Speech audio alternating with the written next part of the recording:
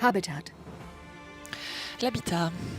Vienna, Austria. Concentrons-nous sur Vienne, en Autriche. Dans les années 90, Vienne a été la première d'une nouvelle approche de l'aménagement urbain qui était complètement harmonisée sur le thème homme-femme. Notamment, il y avait des femmes qui avaient davantage d'accessibilité, qui avaient travaillé sur la mobilité, la liberté de mouvement.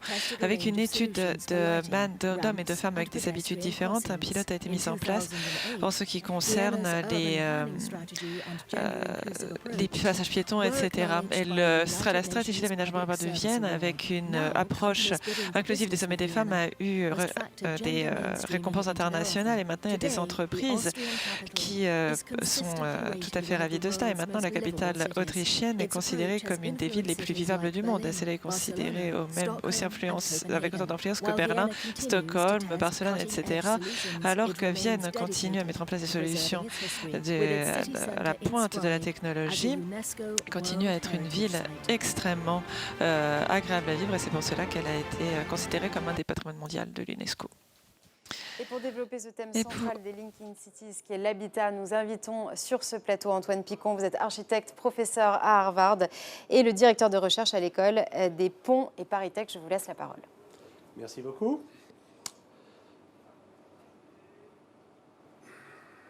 Si la technologie veut bien fonctionner, bien évidemment. Voilà.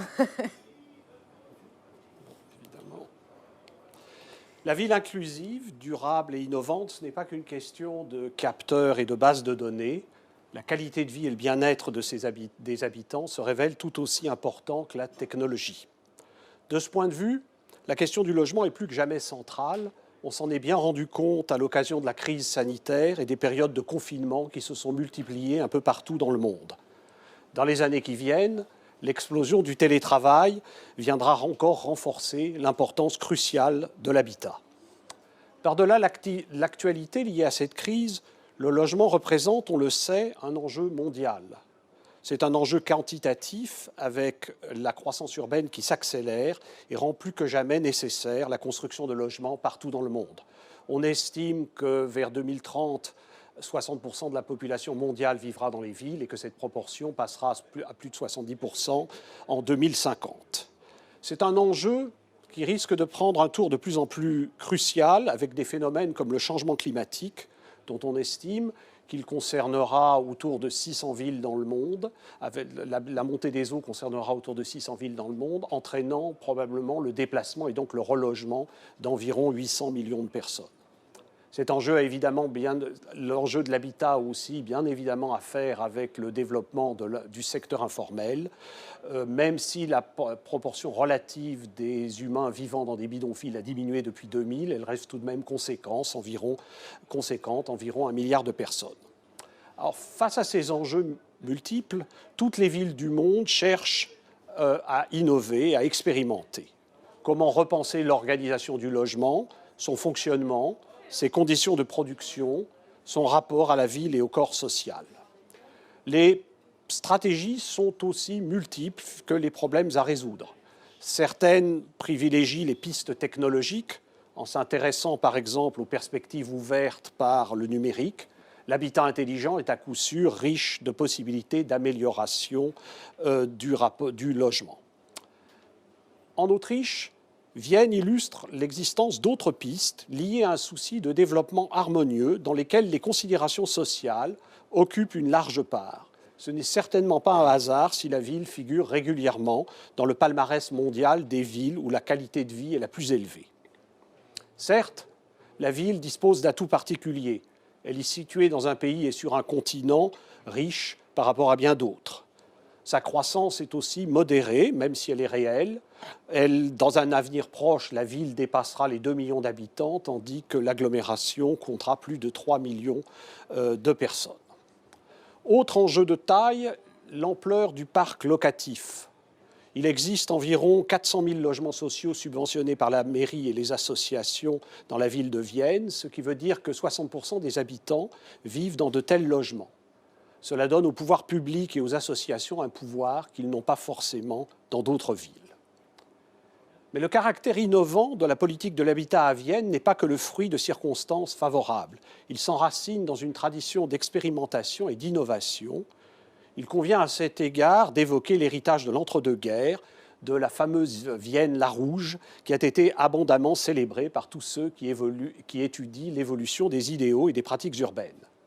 Au cours de cette période, le gouvernement social-démocrate de la ville avait notamment lancé une politique de logement social influencée par les thèses austro-marxistes, dont témoignent encore aujourd'hui des réalisations célèbres comme le Karl-Marx-Hof ou encore les lotissements du Werkbund, auxquels les noms d'architectes prestigieux du mouvement moderne demeurent associés. Au total, près de 64 000 logements avaient été réalisés dans le cadre de Vienne-la-Rouge afin d'accueillir près d'un dixième de la population de la ville.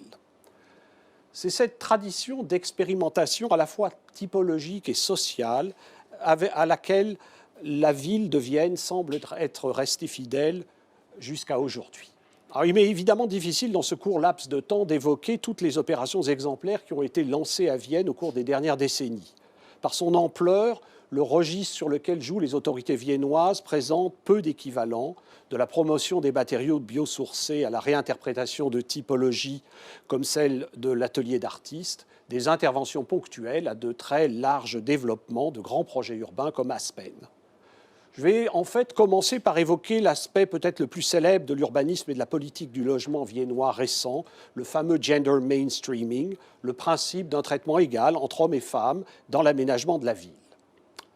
Achevée en 1997, l'opération Frauenwerkstatt, femmes, travail, ville, est emblématique de la volonté de penser l'urbanisme en intégrant les besoins différents des femmes par rapport à ceux des hommes qui ont longtemps servi de standard dans les pratiques d'urbanisme. Alors, ce quartier s'est appuyé sur une série d'études montrant par exemple que les hommes se déplacent plus loin, mais souvent avec moins de déplacements que les femmes, surtout que les trajets des femmes sont beaucoup plus complexes, puisqu'il faut parfois enchaîner travail, shopping et s'occuper des enfants. Tout ceci a conduit finalement à penser le quartier Frauenwerkstatt de façon originale, en installant par exemple une crèche et un dispensaire au cœur des résidences, en multipliant aussi les cheminements piétonniers et les espaces publics protégés. Les bâtiments eux-mêmes comportent des espaces de stockage des poussettes, de larges escaliers qui permettent la rencontre entre habitants.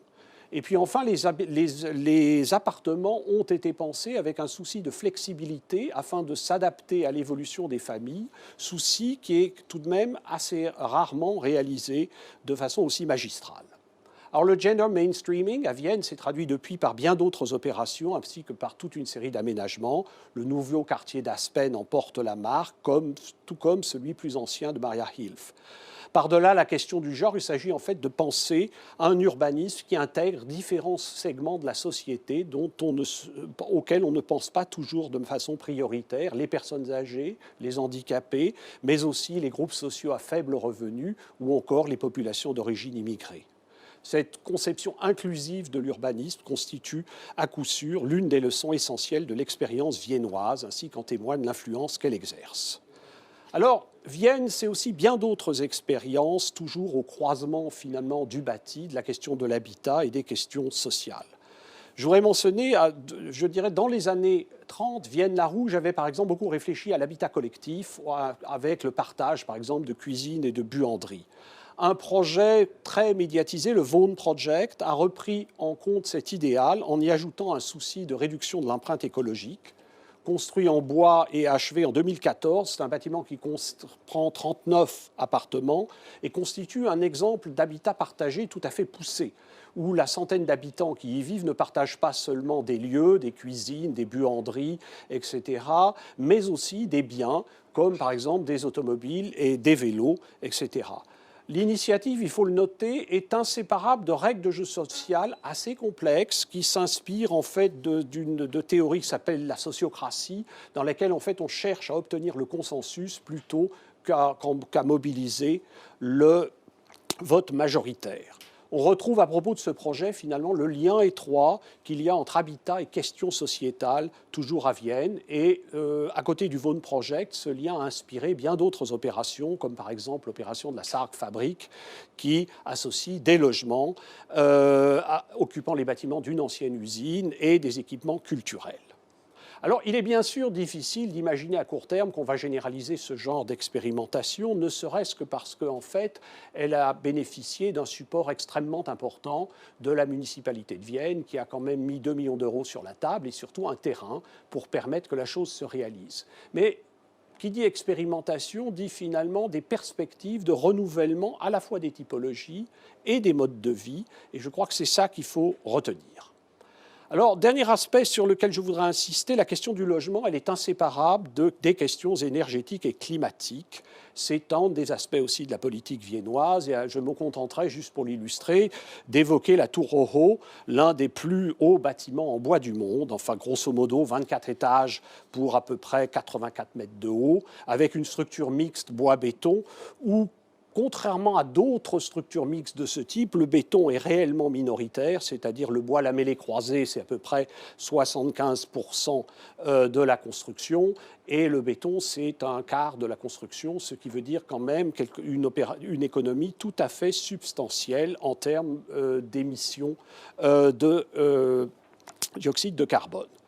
Donc, on le voit finalement, une très grande diversité d'intervention. Je parlais tout à l'heure de la recherche d'un développement harmonieux. C'est peut-être ce qui frappe dans le cas viennois.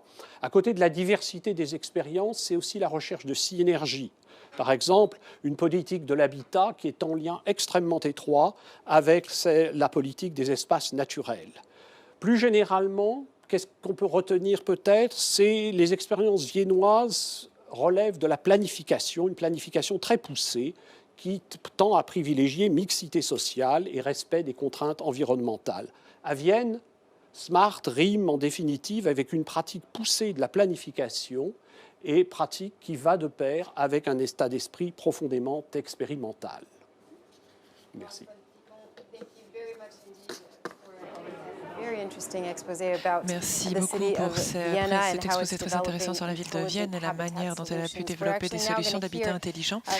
Nous allons maintenant entendre l'apport de M. Ernst Waller, c'est le premier président du Parlement de la ville de Vienne. Merci beaucoup d'être avec nous aujourd'hui. Bon après-midi, merci de m'avoir invité. Donc, votre ville a reçu un des trophées Net Explo UNESCO en ce qui concerne l'habitat. Comment pensez-vous que votre ville s'intéresse à la problématique en particulier? Alors, c'est un plaisir particulier de recevoir ce trophée au nom de la ville de Vienne, puisque cela montre véritablement à quel point nous avons cherché à suivre nos ambitions. Nous sommes la capitale du logement social dans le monde et nous avons une longue tradition dans notre ville. Pendant la Première et la Deuxième Guerre mondiale, nous avons dû contribuer à le faire. Plus de 60 000 bâtiments ont été construits à Vienne, entre 1920 et 1934, et la politique urbaine de Vienne a été basée sur ces principes, c'est-à-dire sur la mixité sociale et sur la haute qualité de la construction. Maintenant, nous voyons que ceci a encore été de nouveau une priorité après la Seconde Guerre mondiale dans la politique de Vienne. Et maintenant, 200 000 appartements sont possédés par la ville avec des loyers modérés. En outre, nous avons aussi 200 000 logements avec des subventions pour limiter les loyers. Ça veut dire que 400 000 logements sont soit détenus par la ville, soit avec des loyers contrôlés. Nous avons mis en place un nouvel système de découpage urbain pour s'assurer qu'une quantité non négligeable des logements soit nouvellement construite, soit dédiée au logement social. D'après vous, qu'est-ce qui fait qu'une ville soit une smart city, une ville intelligente? Vienne, comme les autres villes du monde, fait l'expérience d'une population toujours croissante. Ceci peut être une menace faite à la qualité de vie à cause de la place que doit prendre le logement, le transport, etc., et le poids qu'il a sur les infrastructures. Ainsi, Vienne doit se préparer aux conséquences du changement climatique et de faire en sorte que les changements bénéficient à tous. C'est pour cela que Vienne a décidé de mettre en place une stratégie intelligente pour avoir des espaces verts, des logements sociaux et des transports publics de qualité. Nous voulons nous assurer de la qualité de vie des habitants et également conserver nos ressources. D'après vous, quel va être l'avenir de votre ville et sur quel sujet souhaitez-vous qu'elle soit considérée pour de futures récompenses? Alors, Vienne est liée à l'avenir, elle a des engagements pour 2050. Mais par exemple, nous avons mis en place des développements, par exemple dans le quartier d'Aspen ou dans des zones moins bien desservies. Il s'agit de rendre la ville davantage attractive, davantage mobilisée vers les habitats sociaux. Et nous avons également fait en sorte que les transports publics puissent faciliter l'accès aux lieux d'emploi.